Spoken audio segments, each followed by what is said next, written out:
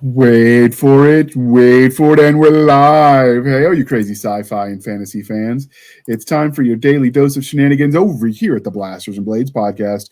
Just a couple of nerdy veterans and one chaos coordinator geeking out over our science fiction passions and fantastical fantasies. A place where magic is king, the sky is the limit, and space is the place. We are the podcast that puts the fun in dysfunction. So without further ado, we're going to let our returning guest, Mr. Matthew Quinn, introduce himself to our listeners and viewers at home.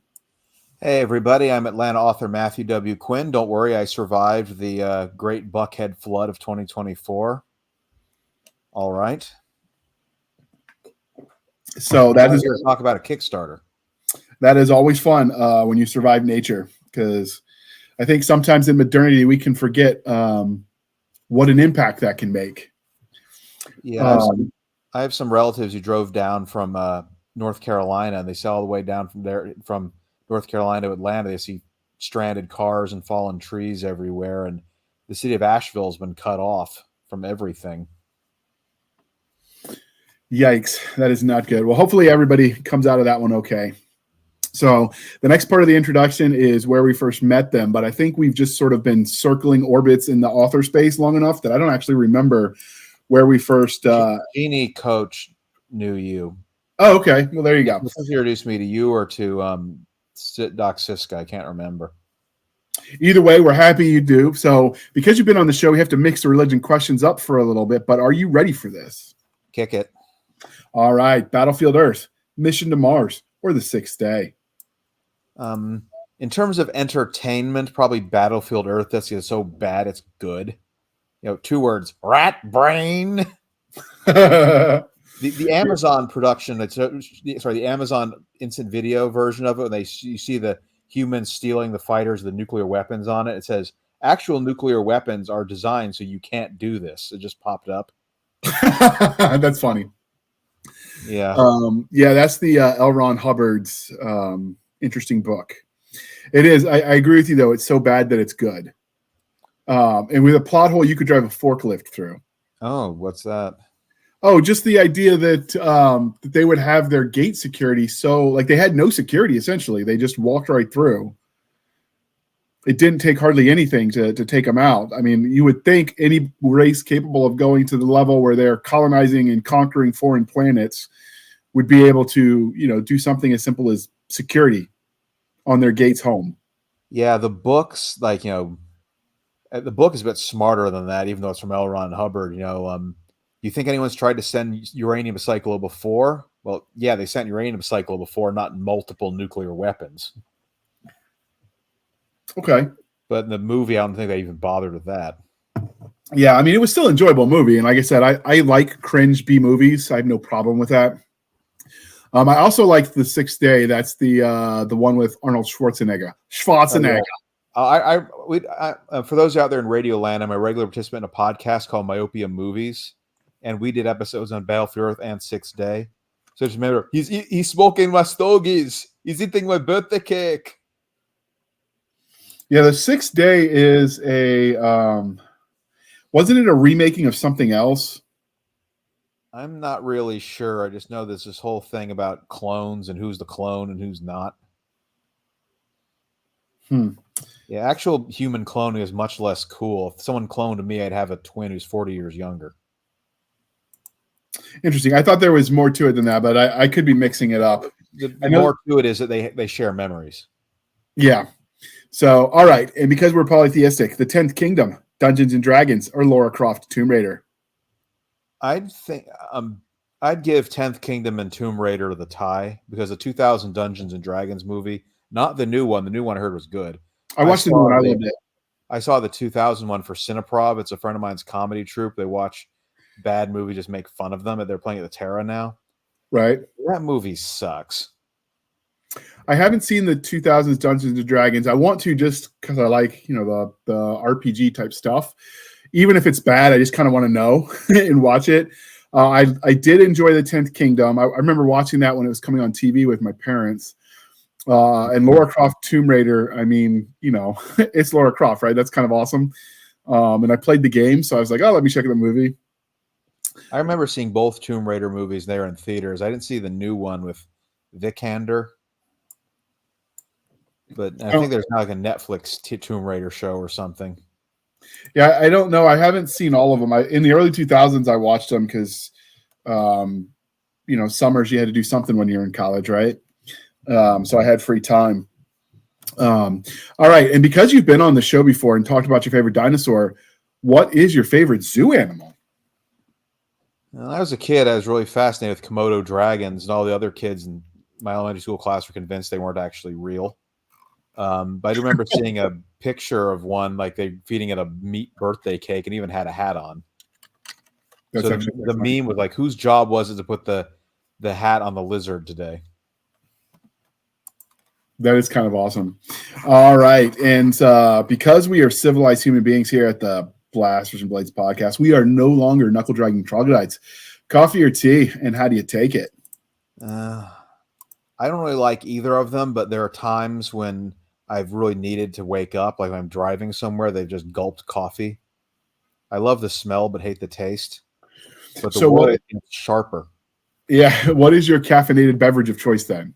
Diet Coke, because just pour it and chug it and be done with it. I don't actually like regular Coke. I like Diet Coke. I think regular Coke's too sweet. Well, regular Coke uses real sugar. Diet Coke uses something that's probably either pickling me or going to give me cancer. Probably. I mean, but it's got no calories, so there's that. Yeah, there's that. I know the danger with artificial sugars is when your body breaks it down, it can make you crave breads, which is obviously in breads break down to real sugar, so you can sometimes lose the edge of the no calories. But bread's my kryptonite anyway, so I'm already going to crave bread things. Like I'm a son of the South, bread pudding and Well, they have these like sandwich rounds that are they're keto. Nice. Have you ever had bread pudding? A box of them though. Nice. Have you ever had bread pudding? I know you're in Atlanta, so probably. I probably nibbled at it before. I don't remember liking it, but I think I've had it. Okay. Yeah, that's one of my weaknesses. That and Cajun shrimp and grits. My little brother tells me I have a dessert problem. What's that? My little brother tells me I have a dessert problem. He's right. I remember when I was in college, there was this little hole in the wall place that made Cajun shrimp and grits. It was the best I've ever had. It's always the hole in the wall places, like the little know nothing whatevers when it comes to restaurants. All right. So with that out of the way, you've obviously got the Kickstarter. So can you tell us, and I'm going to throw the image up. What is this series? This is just the cover art because it's such a cool image. The series is the Walking Worm series. Is that correct? It's called The Long War. We've been episode 100, I think, was you interviewed about the Thing in the Woods. Right. And then the Atlanta Incursion. And The Walking Worm is book number 3. Okay. So the Thing in the Woods main character is James Daly, and that's the first canonical image of him, a little dark-haired boy. It looks like a piece of his face missing. And there's a Men in Black guy, in the Atlanta Incursion, where he gets a name, Thomas Bolton. That's him on the left. Okay. And they're in as a British would say, in a bit of a spot. Okay. And where did you come up with the idea for this series overall? Because not everyone's been listening for all 4 seasons. So for those that missed the first 2, what's the general premise for the universe and kind of how'd you come up with it? Well, we talk about what we did when I was in college. It was probably about 2006. I was home from college and hanging around the East Cobb borders, RIP. And I was reading a Call of Cthulhu manual that talked about what happens when, the rural inbred fastness where they worship the dark gods of blood becomes a suburb. Okay, go on. The phrase they used was supernatural love canal, which for those of you who are younger than 40 or 50, they built a town on top of a toxic waste dump. Love canal. Interesting. Is that real? That part of it? The inspiration? Yeah, Love Canal actually happened. I'll have to go back and see how bad it actually was. But yeah, so the first book, Thing in the Woods, James Daly's family moves to a small town that's probably where Sonoya is to get a bigger house. And then the recession happens and his dad loses his job. And it turns out Eddington is a site where this, the Wish.com clan has been worshiping a minor Lovecraftian abomination. And Buckhead Bobby here sees a bit too much. The cult starts hunting him. Okay. And spoilers for book 2, he and his girlfriend end up being recruited by the Men in Black. Do you call it the Men in Black? No, I call it MJ-12. And what does that stand for? Majestic 12. It's one of the older UFO conspiracy theories that supposedly there's a congressional committee or some kind of committee founded the Truman administration called Majestic 12. Okay. Yeah, so to investigate aliens, which in this universe, the Roswell really was a weather balloon. The real alien incursion was Aztec. Oh, okay. Yeah, So old premium post on Substack where I write about the Battle of Aztec, New Mexico. I must have missed that one because I follow you on Substack and I read most of what you throw out. It's gonna come out sometime in October. Oh, okay, okay, yeah. I wait till I get because I never remember to check, so I just sign everything to go to my email because that I check. So I just wait for them to send me my email. Sometimes as you know, when you follow things, the email comes later than the actual release, but it works for me. So, all right, then, where did you get the idea to set it in that real life Love Canal thing? Were you aware of that already, or did that come out with the research? I probably knew about Love Canal, what it was, and that the Call of Cthulhu manual inspired me to start writing that concept of what happens when Lovecraft Country becomes a bedroom community. When I actually started writing it, I started writing for the Griffin newspaper. Right. So Eddington is southwest Atlanta. It's about where Sonoya is, where The Walking Dead is filmed. Right. And Griffin is referenced as being somewhere else. But a lot of Eddington is Griffin, where I worked, McDonough, where I lived for a while, maybe a bit of Lovejoy, where I lived before that. I don't think that's much of that. Okay. Did you already? You mentioned the Majestic conspiracy stuff. Were you already aware of that, or did this come about as part of your research? Yeah, when I was in elementary school, I kind of got that UFO conspiracy stuff. Back when conspiracy theories were fun and not going to get somebody murdered. Yeah, or coming true. Like I really, our presidents are all aliens. It's we know now. All right, the lizard people won. Come on, man. This is America. In America, can't a lizard man become president too? If he's a natural born citizen in America. Oh, and the ones that really amuse me are the flat earthers. I'm like, really? You can't really believe. I think the people that do that are just messing with people. Yeah, there's a flat earther website I saw on the Flat Earth Society has millions of members around the globe. I saw that as a meme where they screen grab that. So, did you add any of your own conspiracies to this, or did you kind of stick with what was there and expound upon it? Well, I took the Aztec, UFO story and I inflated it into like a almost like like a almost proto-Korean War battle between like a U.S. artillery regiment and a bunch of Greys. So, in this, check that out. Check out my Substack, The World According to Quinn premium post in September. Did you October? When you wrote this, did you intend for the Greys to become like allies? Because in some paradigms, when you see the gray aliens, they're the friendly ones, and all the other aliens are the mean ones. Did you stick with that trope, or did you kind of flip that one? Friends don't let friends, kidnap people and stick things in their behinds. Fair. Nobody's ever given me a rationale for why that is the alien trope. Like, of everything they could be doing, why are they sticking things in people's butts? I don't get it. In the Atlanta incursion, no one gets anal probed, but a kid gets tased a bunch of times. They cut his leg off. Well, that would hurt. I was kind of going for like a roots thing. Right. So the Greys, at least in this point in time, are not friendly. So this is obviously the third book that you're kickstarting, and I looked at the breakdown of the Kickstarter, and what you're covering is your essentially out-of-pocket costs, the editing, the cover, all that kind of stuff. Is there gonna be a stretch goal to potentially get audiobooks? I'm not planning on it at the moment. I really wasn't thinking about stretch goals at all. You're going to be happy, I know, if you get the first goal. I'll have to think about that some more, because an audiobook would cost much more to make. And Yeah. I don't have no. I've only produced one audiobook in my entire life. That was a audio version of my short story, "I Am the Wendigo," Right. that you can find on Audible. It's like, a certain amount of money for a 15-minute story. And Okay. the Myopia Movies guy, he produced it at a major discount on his gear, and I hired one of my church friends to be a voice actor. Okay. That works. So, I mean, it would be a tremendously difficult process to make an audiobook. So if I do a stretch goal, it probably won't be that. Well, it's not necessarily difficult, just pricey if you can just farm it out completely. Yeah.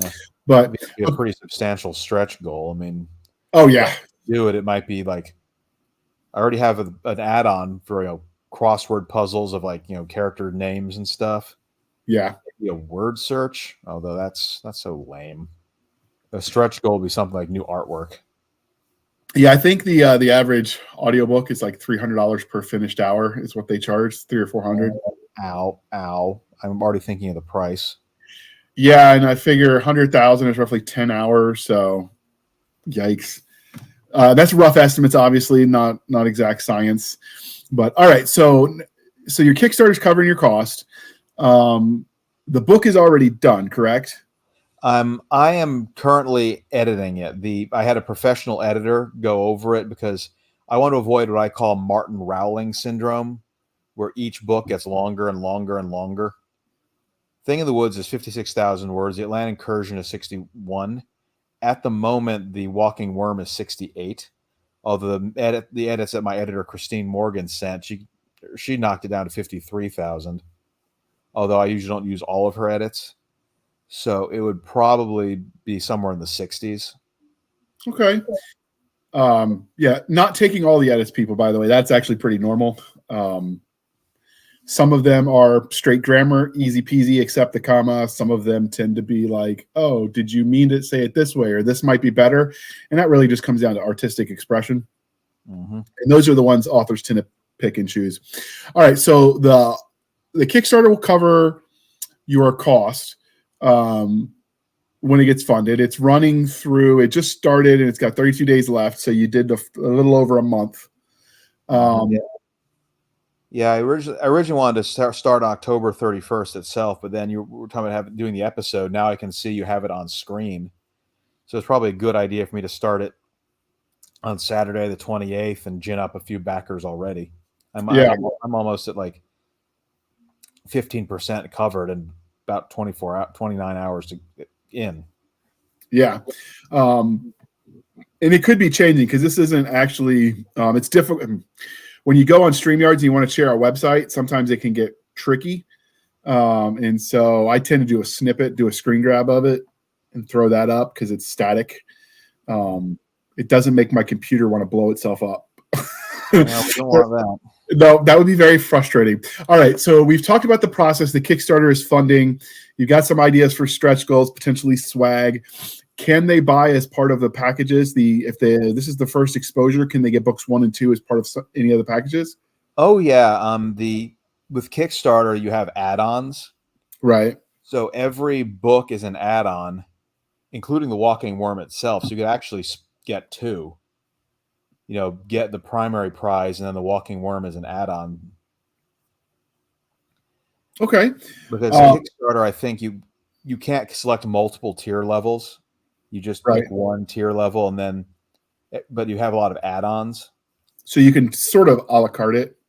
Yeah, a little bit. Seems kind of cumbersome, but I've set it up as best I can. So I have like 2 different versions of The Walking Worm, like ebook with acknowledgement, print book with acknowledgement, signed print book with acknowledgement. So I have like ridiculous number of tiers for anyone who doesn't understand the add-on process. What does acknowledgement mean? Your name in the back. Oh, okay. So I have one person who picked the ebook with name on the back prize, Mindy Cordes. She has a YouTube channel, and she's done YouTube reviews of many of my books. Nice. If you get me the YouTube reviews of the other books of yours, I'll throw those in the show notes just so people can check them out. All right. The YouTube channel is called Mindy's Book Journey. Hold on, I'll send you the link. All right, and I'll look for it too. So now that we've got the nuts and bolts of the Kickstarter out of the way, let's talk about what they're actually going to be backing. So obviously they're backing the Walking Worm, which is the Long War series.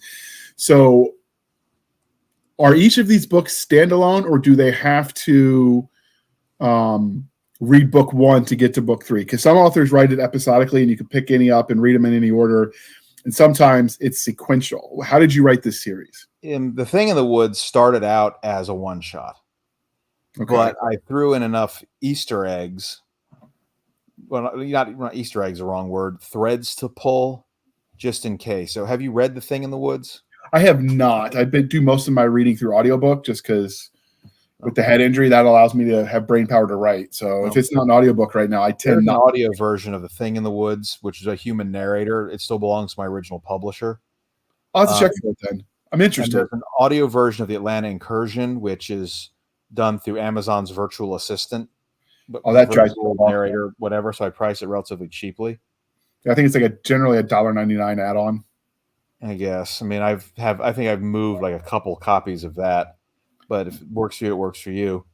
So in the end of spoilers for Thing in the Woods, James gets his face torn up, which you see in the cover. Yeah, I saw the scar. Alien blood transfusion. And so book 2 is when he starts developing telepathic abilities. That's an interesting way to do it. I mean, as far as scars go, that one just makes him look cool. Yeah, it does. And as they say, chicks dig scars. So who is the main character in book 3? Is it the same main character through the whole series? Yeah, it's the James and Amber show, basically. Okay. What can you tell us about those two characters? Well, James is the series protagonist. He's kind of Buckhead. I call him Buckhead Bobby because that's his character arc is more and more of that getting beaten out of him. And he's one who gets moved his senior year from Atlanta to a small town, so his dad can have a bigger house. Right. And Amber is a local girl. She's like a local theater geek. The phrase they use in the back cover copy, doesn't like liking. Okay. Because again, Buckhead Bobby. What would you say? Well, first off, did you tell this story in first person or third for people that... I tend to write limited third person. Okay. And what would you say the rating for this? Hard PG-13 or R, because there's probably getting into R, because there's like torture scenes in this one, almost in some cases almost played for laughs. Okay. Like the walking. You're the RPG guy. You know what a worm that walks is? No, I haven't come across that one. It's I think it's from Pathfinder. It's a evil wizard dies, and the worms and bugs eat their body, and their soul possesses them. So it's like a swarm of vermin animated by a human wizard's soul. So this is a more sci-fi version, because if you look closely at the throne, that's a nuclear test symbol on it. And I'm going to zoom in. Yeah, zoom in behind the worm's head. You see that there? Right. The circle? Oh, I see it now. Okay. So this is basically a nuclear test monster. Taking it back to the 1950s. I like it. So the first part of the story is almost like a ghoulish buddy comedy between a small town pill addict and the parasite monster that has a worm in his brain. Okay. So it's like a really dark buddy comedy. Mostly the addict is a moron and he gets tortured by the worm that's plugged into his pain and pleasure centers. Do you address the nuclear radiation? Is it healed up mostly, or is this kind of a wasteland now? No, it's something that... Okay, this is stuff that actually didn't make it into the book. This was the worm was something that survived the last of the nuclear tests in the 90s. Okay. And was brought back to the small town by a soldier who'd been there. So okay. Mutant mind control worm that's been breeding enough numbers to the point we end up with something that's like 7 feet tall and likes to dress like the Grim Reaper. I mean, that's certainly a motif to go for. Okay, so how much of you mentioned the elder gods? How much of the Lovecraftian stuff do you go into? Well, in the Atlanta incursion, it was revealed that the thing in the woods was an alien, Okay, and there's more than one of it, and they've been fighting the Greys. Like in the Atlanta incursion, James is taking world history at Georgia State University, and his professor is talking about the Huns and the Goths. right. That the Huns pushed the Goths into the Roman Empire. So, on a universal scale, the Kraken, the tentacle monsters, which the thing in the woods is one, is pushing the Greys into our world. So, the Long War, which is the U.S. government MJ-12 fighting the Greys, who are trying to escape the Kraken. Do you play straight with the horror, or is this kind of like comedic horror? It's straight horror. I mean, with the stuff with the drug addict, which the prologue is in the Kickstarter, so you can see when he first gets infested. It's played like, almost like Venom, the buddy comedy between the kind of hapless guy and the monster inside him. Except in Venom, they kind of become friends, and this one just tortures him endlessly, mostly because he's an idiot. Being stupid is deadly, that is for sure. Yeah, so there's a very dry, dark humor to that part of the story, but most of the story is, I call the blonde guy there, the older man, Bolton. I call the story Bolton's Waco, because it turns MJ-12 tries to storm the town that the worm is taken over by infesting most of the people, and it turns into a gigantic bloodbath. Now, is everybody aware of this, or is this kind of happening behind the scenes for people? This is behind the scenes. I mean, like there's a whole subplot in the Atlanta incursion involving just how much the Atlanta city government needs to be made aware that the MJ-12 are fighting a bunch of Greys in the hood. So I think this whole to-do involving, who thinks they're just anti-drug agents, who knows why they're really there, gets complicated. Okay. Do you involve magic, or is this straight aliens with telepathic and guns? Yeah, aliens with telepathic and guns. Psionics are magic that's not supernatural. So you got, James and the worm battle each other telepathically. So are they just talking to each other telepathically? Can he move things with his mind? Like, there's no telekinesis. There's all various forms of telepathy and mind control. Okay. Now, is it only between the two of them, or can they do it to outsiders too? The worm can connect to someone across miles if it has another little worm in the person's brain. And right. Standard telepathy at short range. Okay. James cannot do long range. Like there's a scene where Amber is texting him, and but he can't remotely connect to her, and she can't connect with him because she doesn't have any of this herself. Now, if she connects to him, can they talk back and forth, or is she only a receiver at that point? Only a receiver. I mean, they can have conversations mentally, but he has to connect first. Okay. So that's what I mean. In some places where one person has the power and the other doesn't, he can talk to the people, but they can't reply, if that makes sense. Well, if he's plugged in, she can reply by thinking back. Okay. That would be an interesting power. How much does that telepathic stuff play into this book? A lot. Like there's a lot of, telepathic fights between the worm and James. In many cases take place inside a third party's head. Okay. So with that back and forth with the mind power, is that something you're going to continue to explore in this series? Oh yeah. I mean, in the upcoming premium Substack post that gets into MJ-12, secrets within secrets. The only known human telepath is kind of a big deal. Okay. Do you foresee this? Like, where do you see this series ending? Obviously, they've got to defeat the big bad at some point to end the series. But I mean, is this going to be 3, 4? How many books do you think? It can go on as long as it justify as the money comes in. Like my other series, Battle for the Wastelands, a steampunk war novel, which we did another episode on. Right. That is either going to be 6 books or 9 to 10, and then we're done. I mean, I could write more kind of side plots here and there, but the main plot will be done in either 6 or 9 to 10. This one, could be a generational saga, Mitchner with monsters. So you could foresee like the main character shifting along the way if the series justifies it. Yeah. Okay. I'm trying to think. With the telepathic stuff, is it treated like kind of like this is not the Jedi mind trick stuff, or do you stick more with people who think telepathic stuff is real, like that science? That's science. Okay.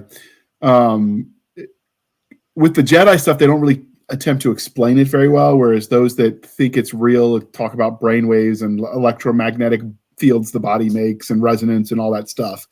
So it's just curious. I don't know enough to get into that level. Just, the Kraken are telepaths. Okay. The one in the thing in the woods was either young or injured somehow and was not. So that's why it doesn't, if it had its full on telepathy, everyone would have died. So you've talked about, that would be bad. You've talked about the main characters. Do you have any like secondary characters that you kind of love? No, I like Amber more than James, just because James is a lot of times is Buckhead Bobby. For those of you who aren't Atlanta people, kind of snobby people with money. Right. Although, again, I mentioned earlier, a lot of his arc is just having that beaten out of him, sometimes literally. As one does, although I would think some of that would happen with the training through the ROTC angle. Yeah, a lot of that too. Does the military side of that play into this plot, or is that just more character arc in the beginning? Well, that's how they keep the cover up going, is that was his, positive incentive to join the operation was they would pay for him to go to UNC Chapel Hill. Right. What he'd wanted the whole time. But they sort of disguise the whole thing that he's in the ROTC program.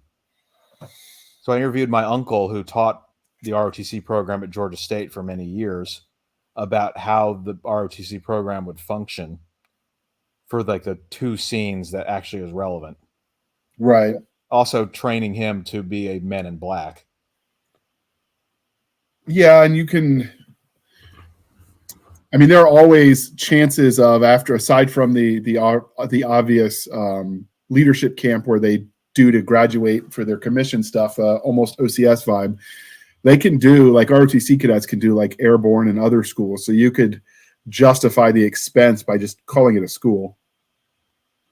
So you got a lot of options playing with it that way. I wouldn't have probably come up with that myself, but I could see why that works. Do you think in future books the MJ-13 is going to become more relevant, or is it always going to be the Buckhead Bobby story?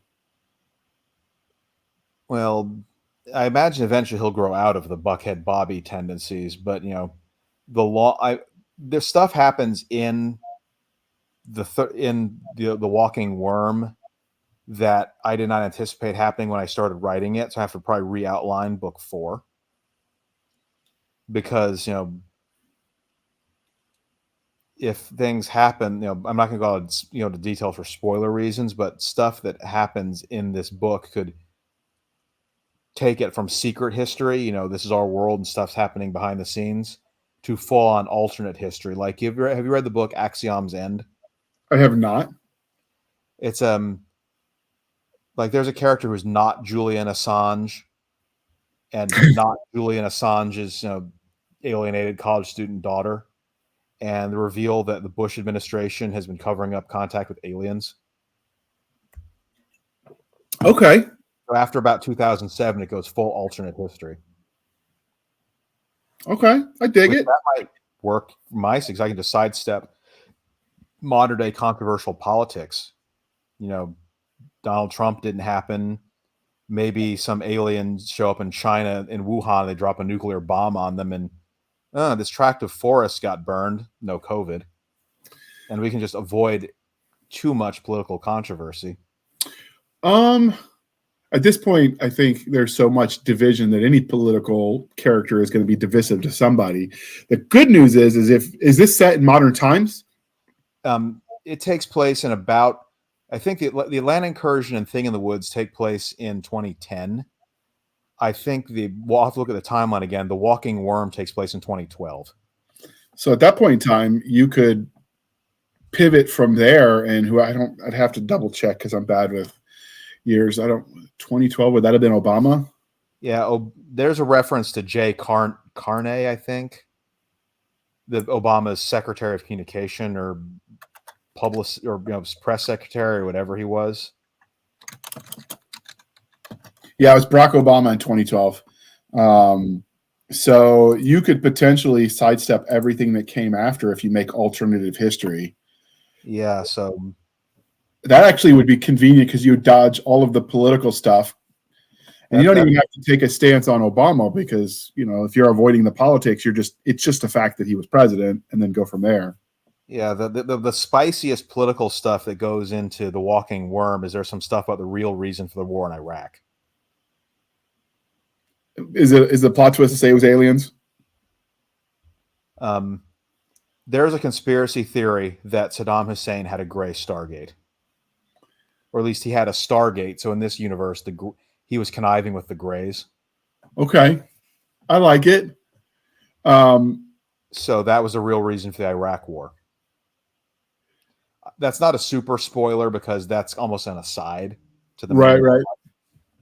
Do you cover the same with Afghanistan, or you just let that one play out after, consequence of 9/11?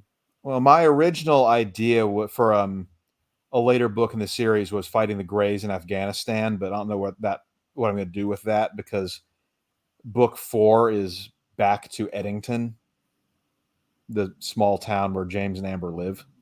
Okay. So you've got a lot of potential places to explore in this universe. You've got the 3 books out now, one about to come out in the universe. The Kickstarter, if this funds, the Kickstarter subscribers will get the ebooks in late November, and as soon as it's edited, and I can just fire it out. And the print books will be later November or early December. So, and if that funds, then it'll go online for sale on Amazon and Kobo and Barnes and Noble and all of them in probably February. The idea is that Kickstarter subscribers will get the books 2 to 3 months earlier. I'm told that Kickstarter people love, perks like that. Getting it earlier than everyone else or getting a different version than everyone else. Right. So again, if it funds, the Kickstarter subscribers get it in November and December. Everyone else have to wait till February. Okay.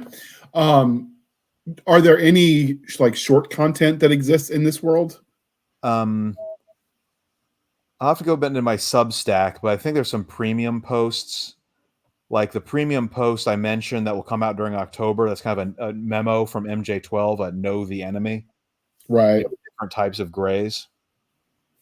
Let's see. I have to go into my Substack and take a look, see what other premium stuff is. Because if it's there's a premium post that is a fake newspaper article that explains the events of Thing in the Woods. That was a bunch of meth dealers that had a pet Kodiak bear. As one does. And the bear killed the people.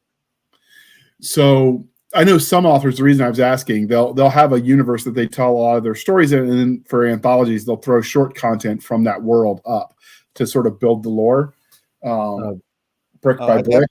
If I could definitely write something set in this world for a collection somewhere. That would be cool. Yeah. Collections work too. I have found that buying short content in collections tends to be better because the value proposition of, 10 short stories for, 100,000 words and, whatever seems to be better for people than one, 10,000 word for 99 cents or what. So I dig it. When the world sounds interesting, you kind of want to look at all the dark corners, right? And so it sounds like there's plenty of room to play. Yeah, there's a premium post from March where I describe the town of Patterson, North Carolina, where the Walking Worm takes place, like the social and economic history of the town.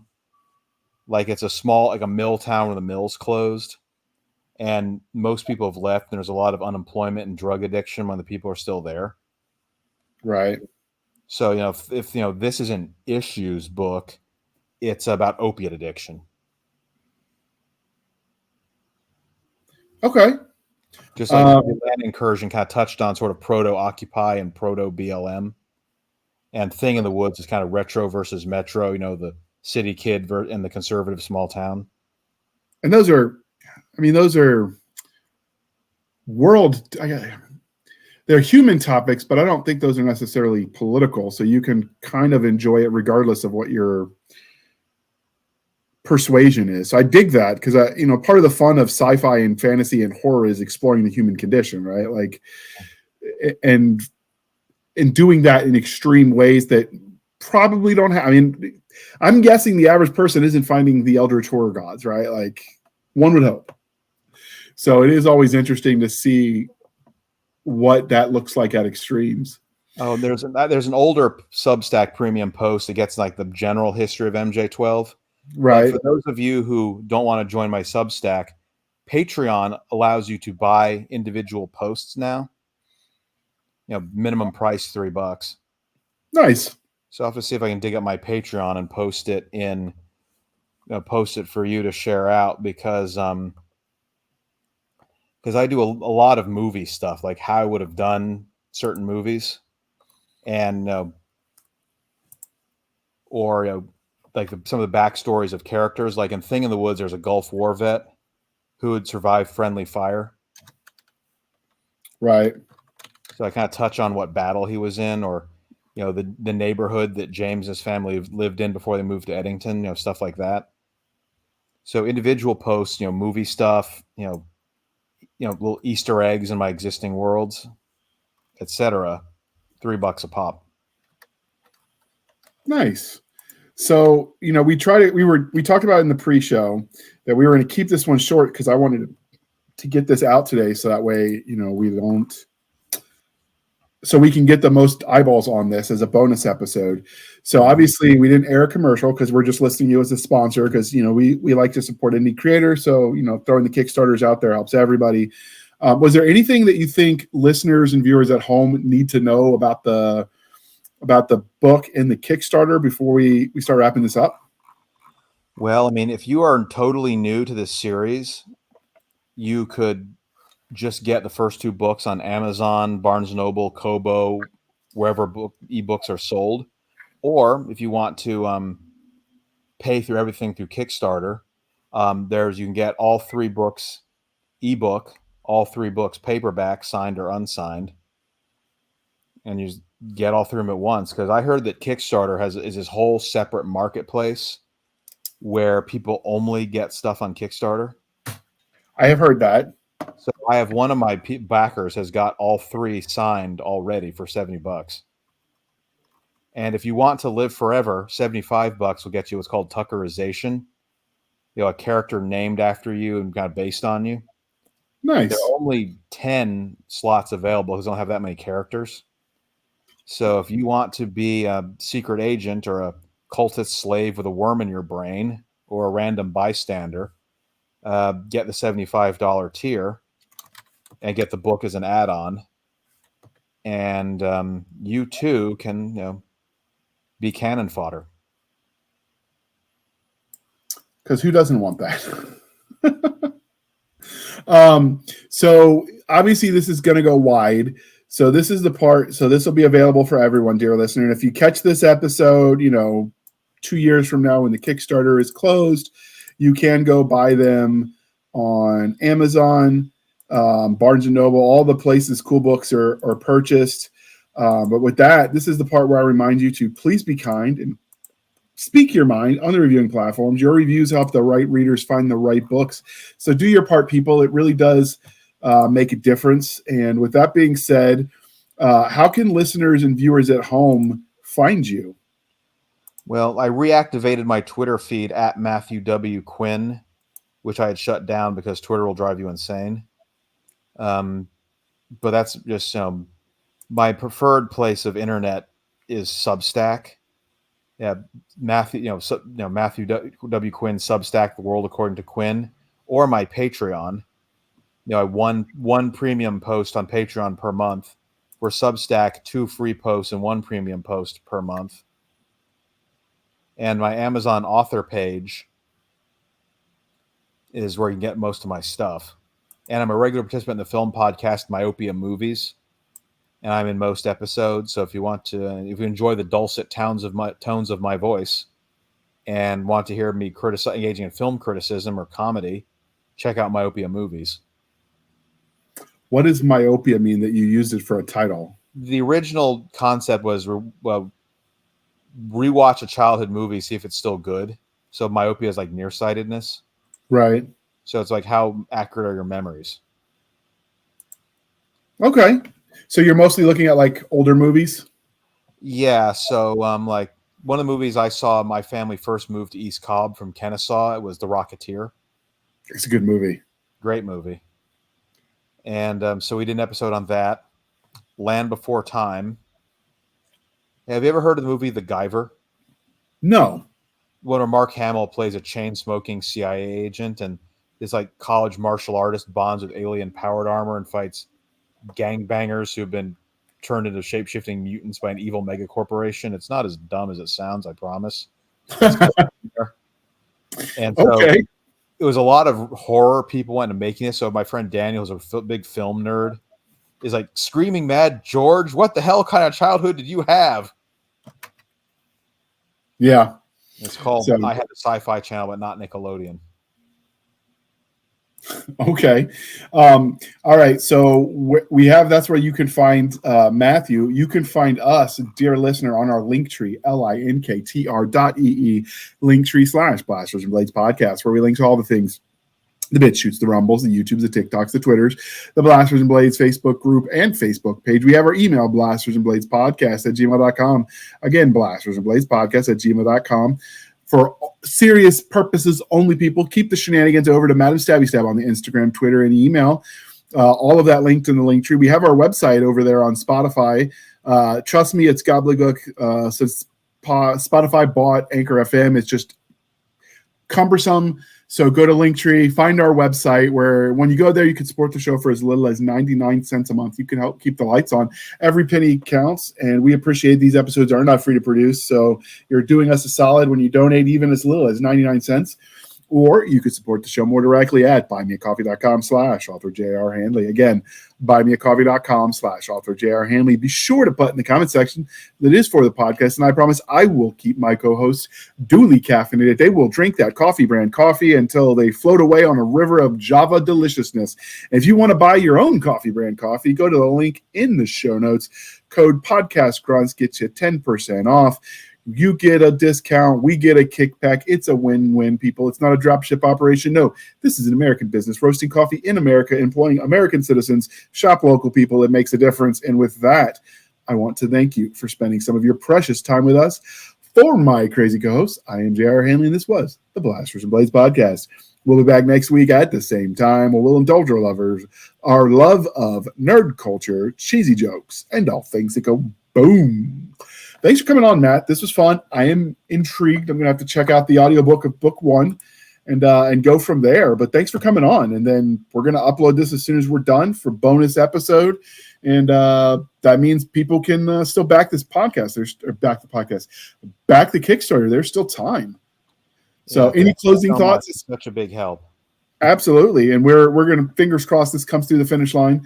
And we'll share this in our groups as well. And hopefully we spread the word. And with that, I'm going to hit the end button. Boom. Wait for it.